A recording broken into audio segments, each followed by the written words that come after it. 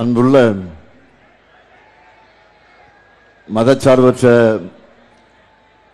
முற்போக்கு கூட்டணிகள் இடம்பெற்றுள்ள பல்வேறு கட்சிகளின் வேட்பாளர்களை ஆதரித்து பரமக்குடியில் நடைபெறக்கூடிய இந்த மாபெரும் பிரச்சார பொதுக்கூட்டத்திற்கு தலைமையேற்று அதே நேரத்தில் தொடக்கத்தில் வரவேற்பு நல்கி இருக்கக்கூடிய ராமநாதபுரம் மாவட்ட கழகத்துடைய செயலாளர் அருமை சகோதரர் காதர் பாட்சா முத்துராமலிங்கம் அவர்களை, முன்னிலை ஏற்றுள்ள மாண்புமிகு அமைச்சர் ராஜகண்ணப்பன் அவர்களை, நாடாளுமன்ற உறுப்பினர் திரு நவாஸ்கனி அவர்களை, முன்னாள் அமைச்சர் பெருமக்கள், என்னுடைய பெருமதிப்பிற்குரிய அண்ணன் சுப தங்கவேலன் அவர்களை, திரு சத்தியமூர்த்தி அவர்களை, என்னுடைய அன்புக்குரிய திரு அன்வராஜ் அவர்களை, நாடாளுமன்ற முன்னாள் உறுப்பினர் திருமதி பவானி ராஜேந்திரன் அவர்களை, முன்னாள் சட்டமன்ற உறுப்பினர் அருமை சகோதரர் ராம் பிரபு அவர்களை, தோழமை கட்சிகளை சார்ந்திருக்கக்கூடிய பல்வேறு கட்சிகளை சார்ந்திருக்கக்கூடிய தலைவர்களை, பொறுப்பாளர்களை, அமைப்பாளர்களை, மாவட்ட கழகத்தினுடைய நிர்வாகிகளை, தலைமை கழக நிர்வாகிகளை, ராமநாதபுரம் மாவட்ட கழக அன்புக்குரிய சகோதரர்களை, நண்பர்களை, கழகத்தின் பல்வேறு அணிகளை சார்ந்திருக்கக்கூடிய அமைப்பாளர்களை, துணை அமைப்பாளர்களை, பத்திரிகை மற்றும் ஊடகத்துறை சார்ந்திருக்கக்கூடிய நண்பர்களை, பெரியோர்களே, தாய்மார்களே, வணக்கத்திற்குரிய வாக்காளர் பெருமக்களே, என் உயிரோடு கலந்திருக்கக்கூடிய தலைவர் கலைஞர் அவர்களின் உயிரினும் உயிரான அன்பு உடன்பிறப்புகளே, உங்கள் அனைவருக்கும் என்னுடைய அன்பான வணக்கம். நெஞ்சை அள்ளும் அழகிய கடற்கரை மாவட்டம் என்பது இந்த ராமநாதபுரம். ராமநாதபுரத்தோட சிறப்பு என்னன்னு கேட்டீங்கன்னா, ராமேஸ்வரம் கோயில், திருக்கோயில், உலக புகழ்பெற்ற குண்டு மிளகாய், பசுமையான குளங்கள், அது மட்டுமா மதிப்புமிக்க மனிதர்கள் இந்த மண்ணில் பிறந்தாங்க. சேதுபதி மன்னர்கள், வள்ளல் பாண்டித்துரை தேவர், பசும்பொன் முத்துராமலிங்க தேவர் திருமகனார், தியாகி இமானுவேல் சேகரனார், உலகையே இந்தியா பக்கம் திரும்பி பார்க்க வைத்த அணு விஞ்ஞானி மேனாள் குடியரசுத் தலைவர் மதிப்பிற்குரிய அப்துல் கலாம், இவர்களையெல்லாம் தந்த மண் இந்த மண். சாதி மத வேற்றுமைகளை கடந்து அனைத்து மக்களும் நல்லிணக்கத்தோட வாழும் மாவட்டம். 2006க்கு முன்ன வர இந்த மாவட்டத்தை தண்ணி இல்லா காடுன்னு சொல்லுவாங்க. அதை மாற்ற நான் உள்ளாட்சித்துறை அமைச்சராக பொறுப்பேற்ற உடனே தலைவர் கலைஞர் அவர்களின் அறிவுரைப்படி ராமநாதபுரம் கூட்டுக்குடிநீர் திட்டத்தை உருவாக்கினேன். அதை தொடங்கி வைக்க வருகை தந்த தலைவர் கலைஞர் அவர்கள் அந்த மேடையிலே சொன்னார், இந்த திட்டப்பணியை, இந்த பெரும்பணியை 3 ஆண்டுகளில் செய்ய முடியும் என எனக்கு அதிகாரிகள் சொல்லியிருக்கிறார்கள். இதை முன்னரே முடிக்க முடிஞ்சா பரிசு பொருட்களோட நான் அந்த திறப்பு விழாவுக்கு வருவேன்னு சொன்னார். 2 ஆண்டுகள்ல உங்களுக்காக செஞ்சு முடிச்ச அதிகாரிகளுக்கு அந்த பரிசை பெற்றுக் கொடுத்த இந்த ஸ்டாலின் கிட்ட இன்றைக்கு பெருமையோடு அந்த உணர்வை பெற்று வாக்கு கேட்க வந்திருக்கிறேன். அப்ப மட்டுமா கடந்த 5 ஆண்டுகள்ல ராமநாதபுரம் மாவட்டத்தை புதிய உயரத்திற்கு கொண்டு சேர்ப்ப அந்த உரிமையோடு உங்களிடத்தில் வாக்கு கேட்க வந்திருக்கிறேன். ராமநாதபுரம் அடுத்த கட்ட வளர்ச்சிக்கு ரெடியா? திராவிட மாடல் 2.0க்கு ரெடியா? மகிழ்ச்சி. நம்ம ஆட்சி பொறுப்புக்கு வந்தபோது தமிழ்நாடு எந்த நிலையில இருந்துச்சு? கொரோனாவில் ஆக்சிஜன் சிலிண்டர்கள் கூட கிடைக்காத நிலையில் இருந்துச்சு. தமிழ்நாட்டோட பொருளாதாரம் 0.07 அந்த விழுக்காடு தான் இருந்துச்சு, சரிஞ்சு கிடந்துச்சு. நடுநிலைமை படுபாதாளத்தில் இருந்துச்சு. போர்க்கால அடிப்படையில் சொல்லுவாங்கல்ல, அந்த மாதிரி முதல்ல கொரோனாவிலிருந்து மக்களை மீட்டெடுத்தோம். அடுத்து திறமையான நிர்வாகத்தால நிதி நிலைமையை மீட்டெடுத்திருக்கிறோம்.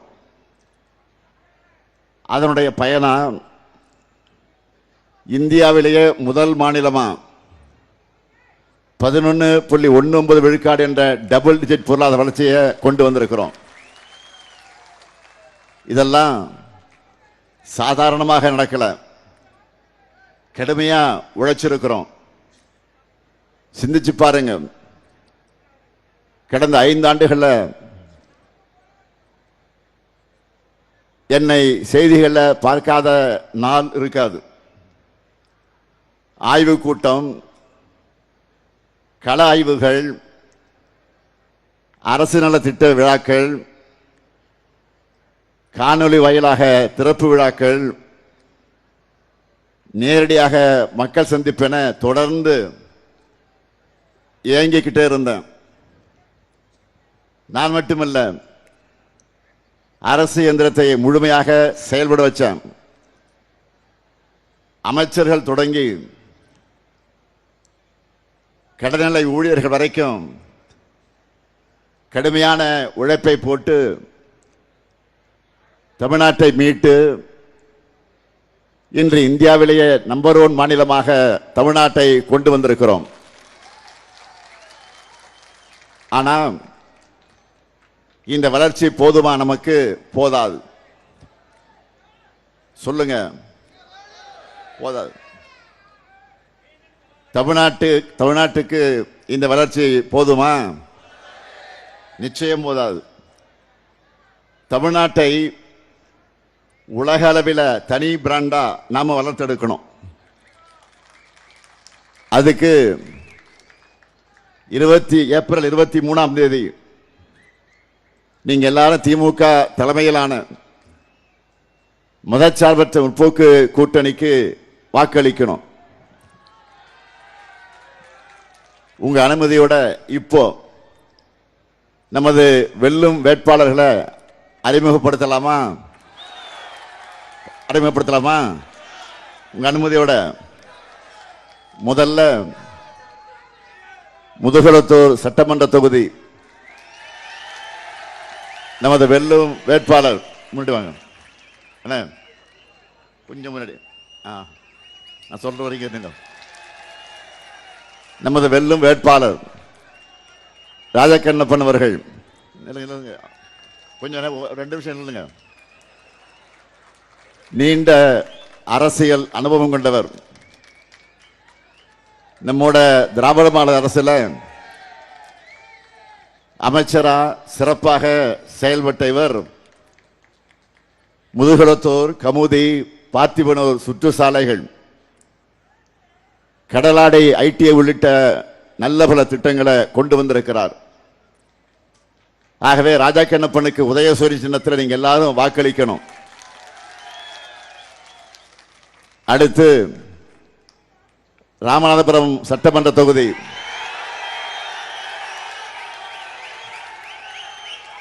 நமது வெல்லும் வேட்பாளர் காதர் பாட்சா முத்துராமலிங்கம்.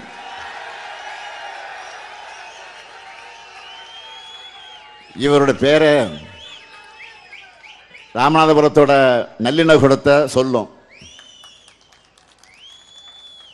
ராமநாதபுரத்தோட மாவீரர் காதர் பாட்சா என்ற வெள்ளச்சாமி அவர்கள் மகன். கழகத்தோட மாவட்ட செயலாளர். ஏராளமான நலத்திட்டங்களை செஞ்சு கொடுத்திருக்கக்கூடிய இவரை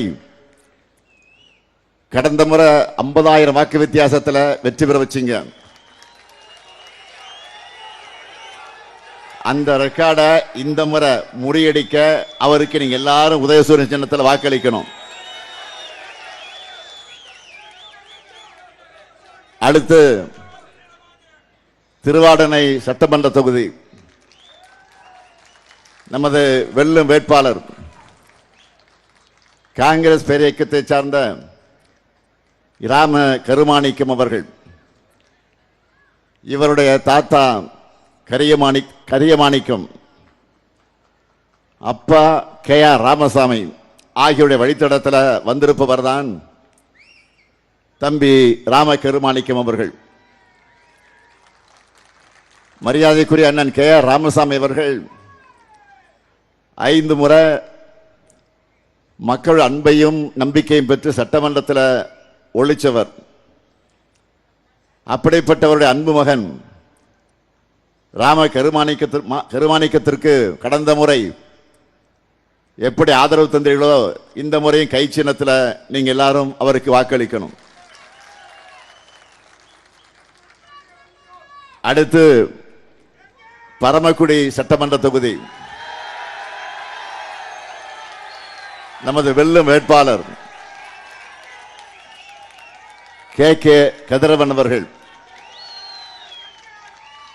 வழக்கறிஞர், இளைஞரணியில வளர்ந்தவர்.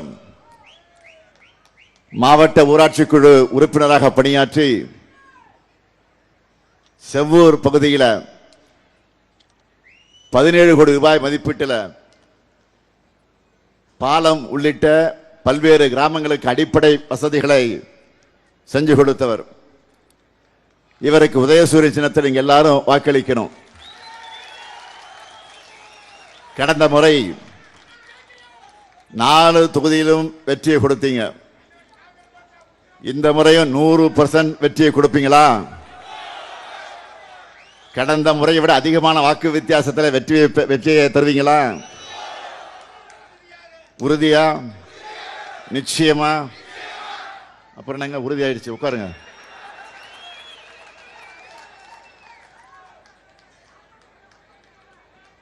ராமநாதபுரத்துக்காக திராவிட முன்னேற்ற கழகம் செஞ்சிருக்கக்கூடிய சாதனைகள்ல சிலவற்றை மட்டும் தலைப்புச் செய்திகளாக நான் சொல்ல விரும்புகிறேன்.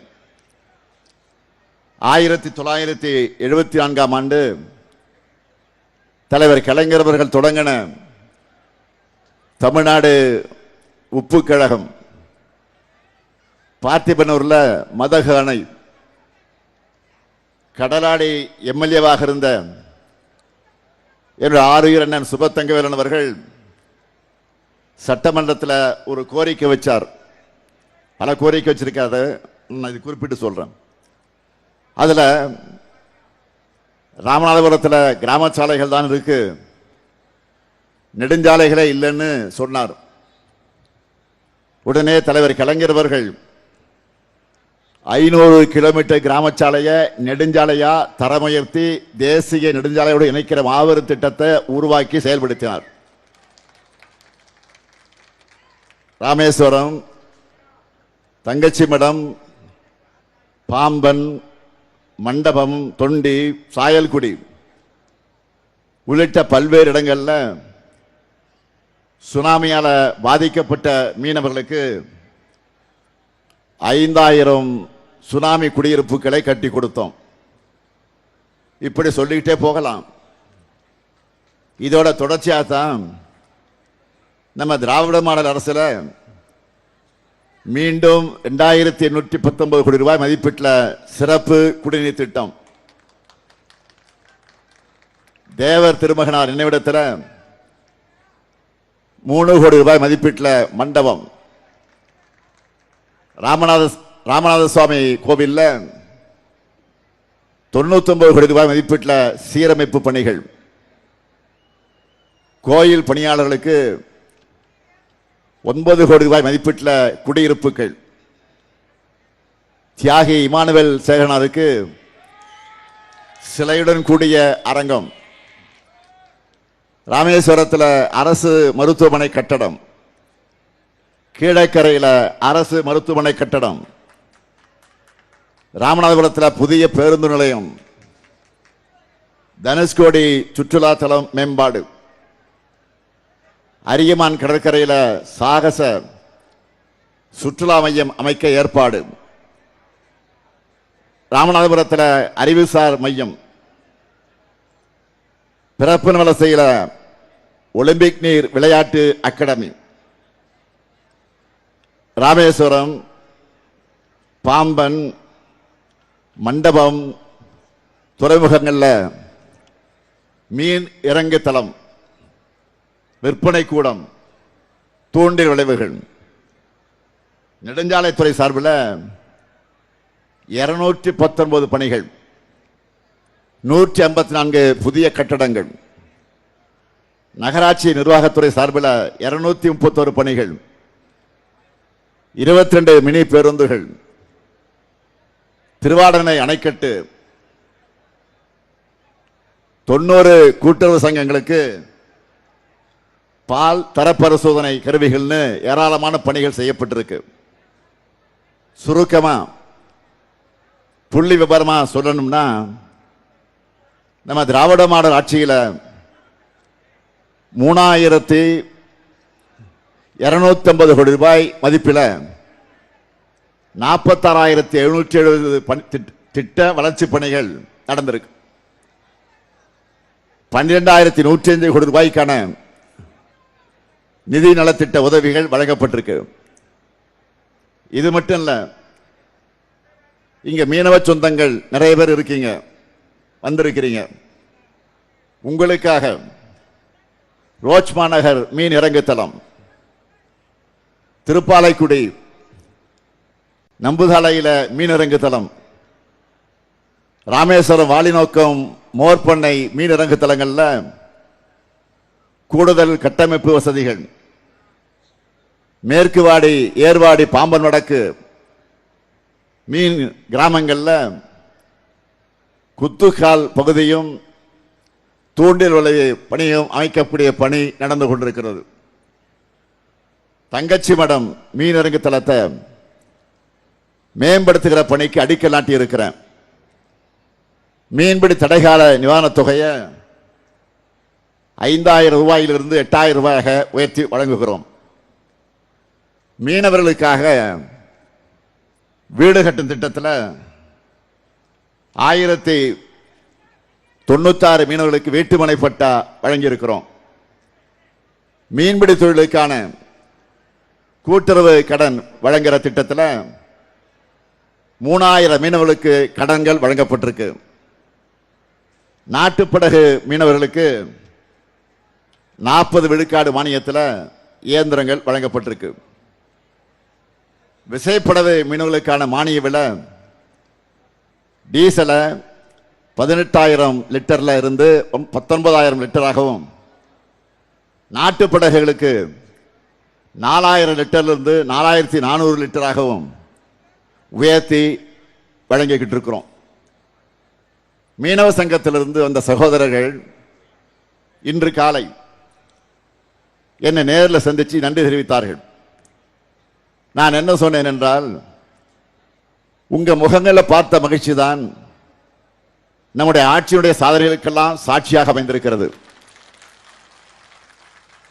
இந்த ராமநாதபுரத்தில் மட்டும் இல்ல, வள்ளுவமனை இருக்கிற கன்னியாகுமரியிலிருந்து ஆரம்பிச்சு தலைநகர் சென்னை வரைக்கும் ஒவ்வொரு மாவட்டத்திலையும் என்னென்ன சாதனைகளை செய்கிறோம் என்று இந்த புள்ளி விவரங்களை எல்லாம் இங்கே முன்னால் நின்று கொண்டிருக்கக்கூடிய இந்த ஸ்டாலின் இப்போ சொல்ல போறேன், இப்போ சொல்லிக்கிட்டு இருக்கிறேன்.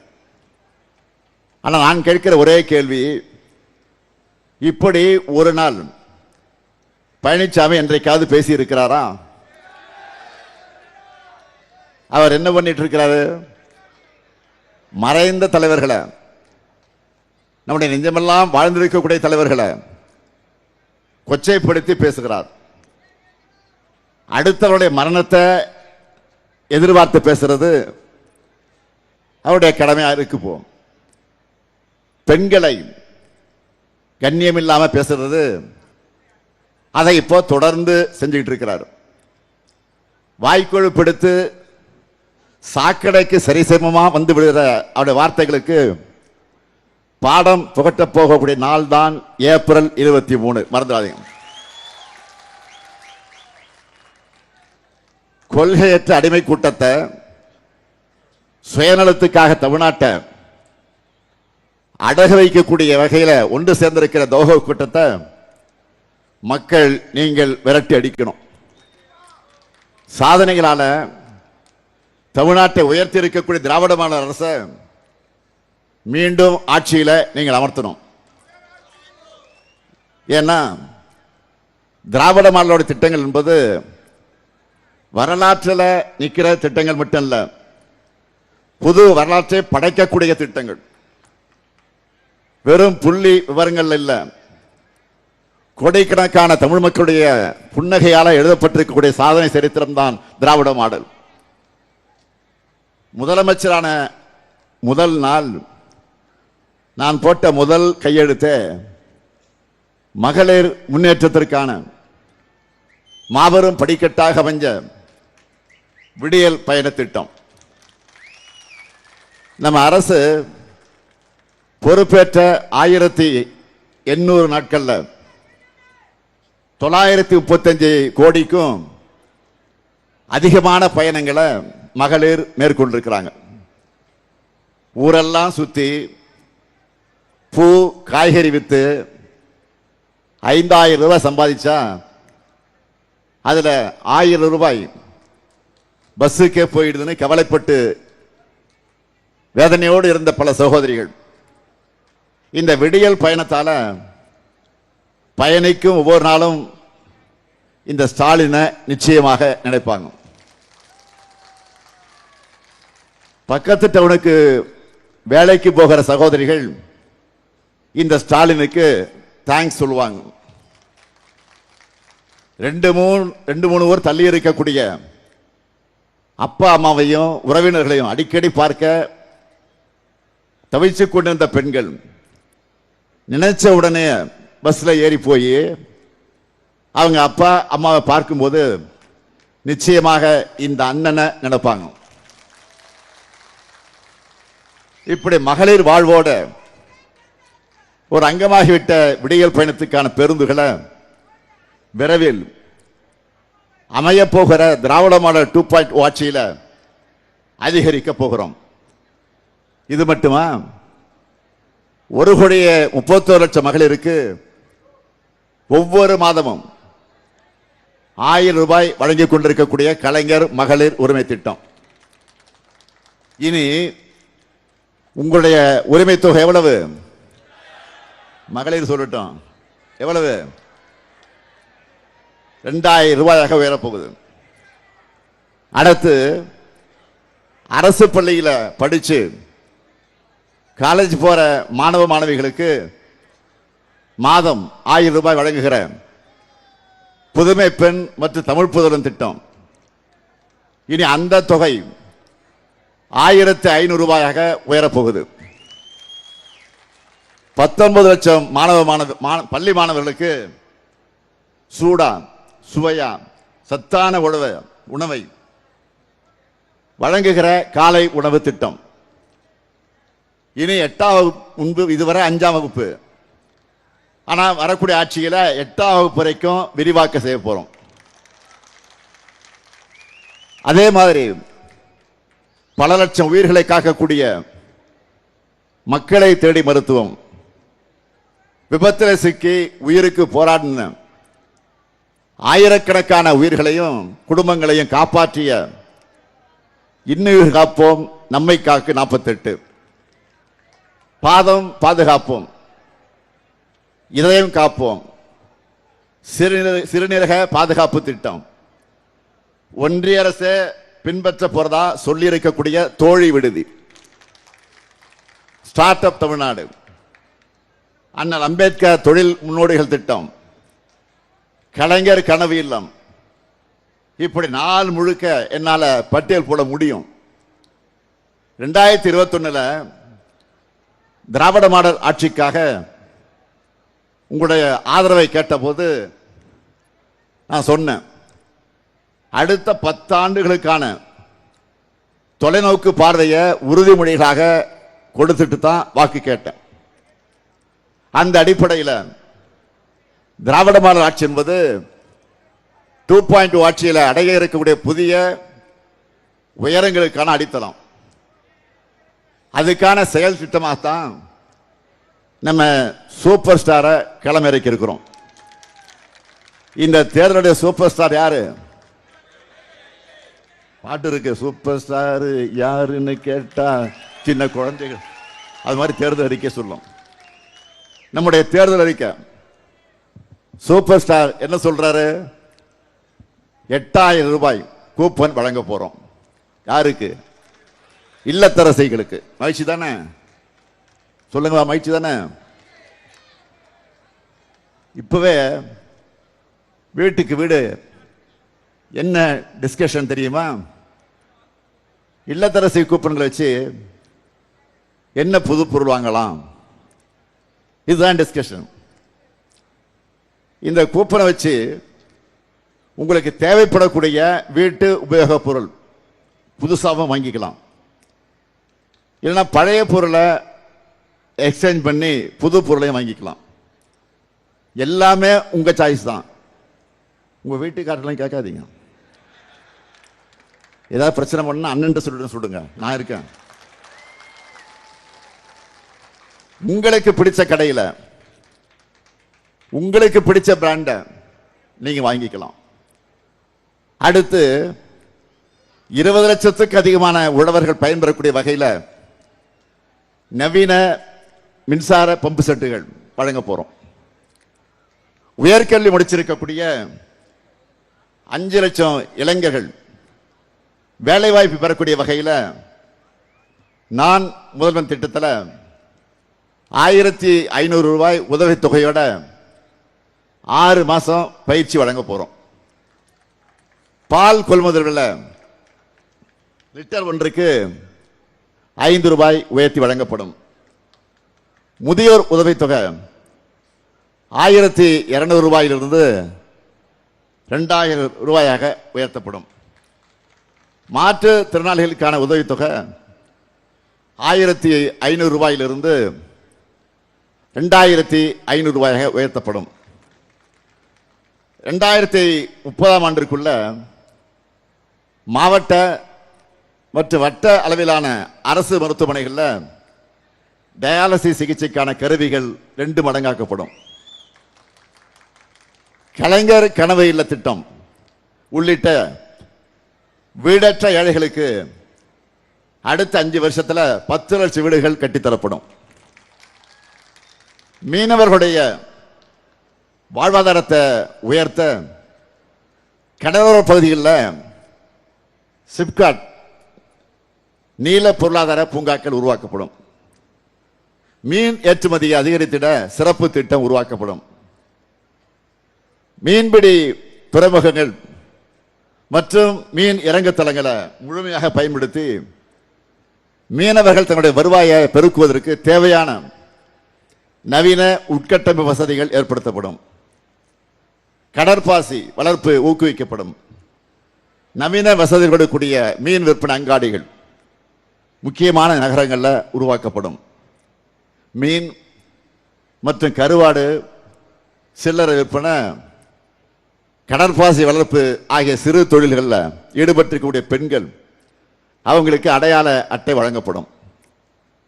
மீனவருடைய துயரை துடைக்க இந்தியா இலங்கை ஒப்பந்தம் மீளாய்வு செய்யப்பட்டு கச்சத்தீவை மீட்க தொடர்ந்து ஒன்றிய அரசை வலியுறுத்துவோம்.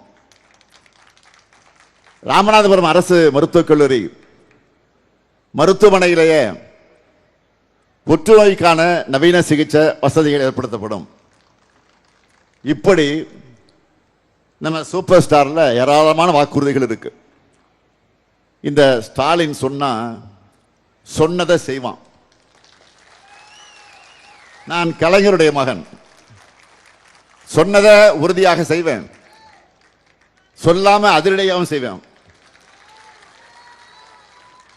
அதனாலதான் வடக்கு வாழ்கிறது தெற்கு தேய்கிறதுன்னு இருந்த நிலையை மாத்தி தெற்கு தான் வழிகாட்டுது என்ற நிலையை திராவிட மாடல் உருவாக்கி இருக்கிறோம்.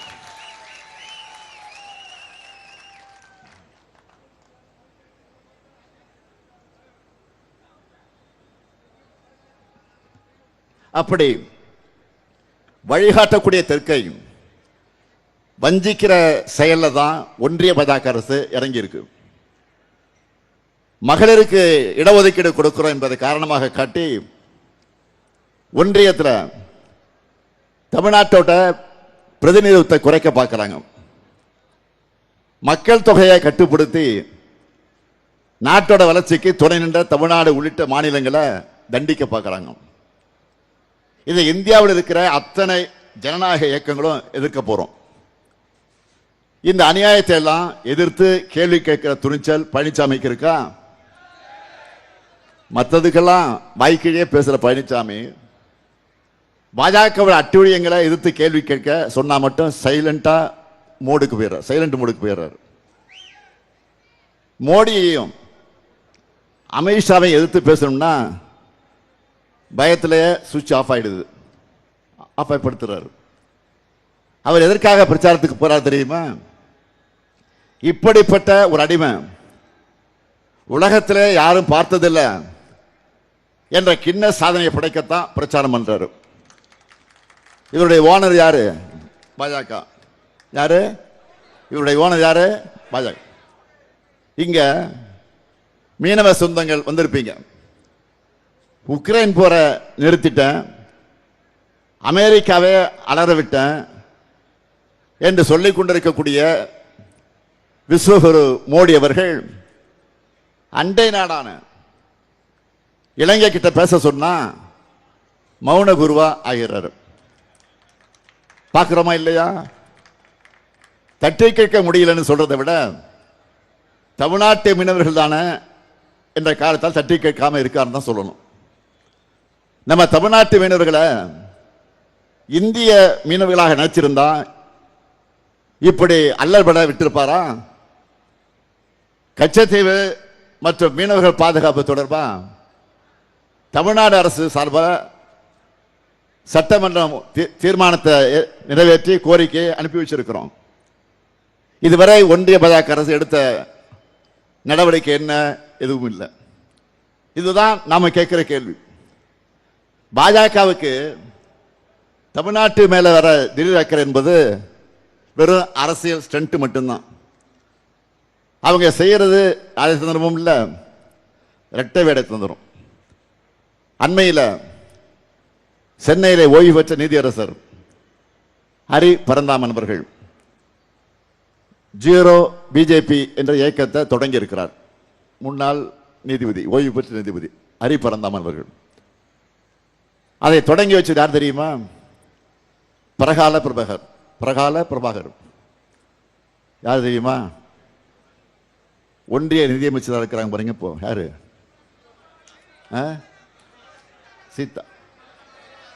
நிர்மலா சீதாராமன். அந்த சீதாராமனுடைய கணவர் தான் அவர், பரகால பிரபாகர் அவர்கள்.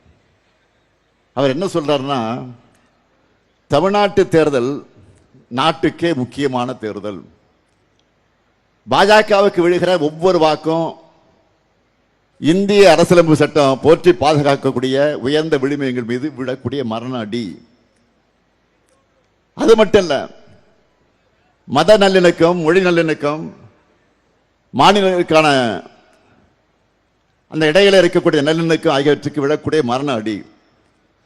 சமத்துவம், சகோதரத்துவம், சமூக நீதி, சுதந்திரம், பன்முகத்தன்மை உள்ளிட்டவற்றை மீது விடக்கூடிய மரண அடி என்று எச்சரித்திருக்கிறார்.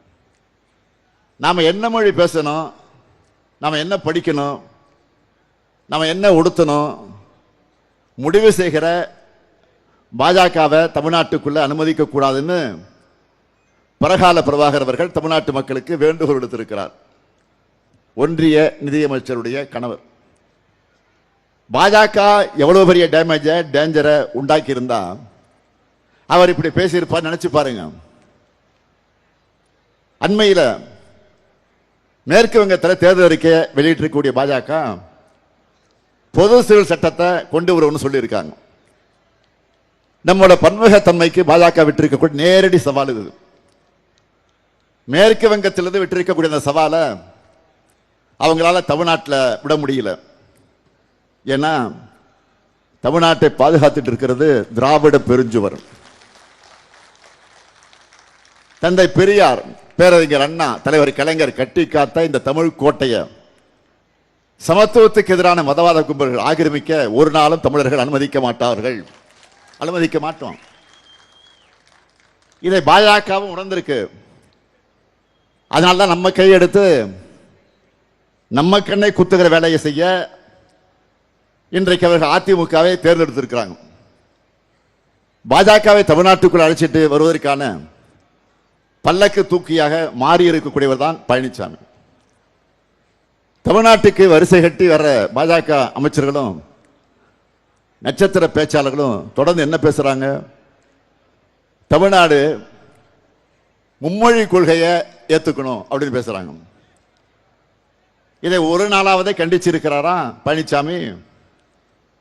மும்மொழி கொள்கை மட்டும் இல்ல, இந்திய ஒன்றியத்தில் தமிழ்நாட்டோட பிரதிநிதித்துவத்துக்கு ஆபத்தா தொகுதி சீரமைப்பு திட்டம் தலைக்கு மேல கத்தியா தொங்கிக்கிட்டு இருக்கு.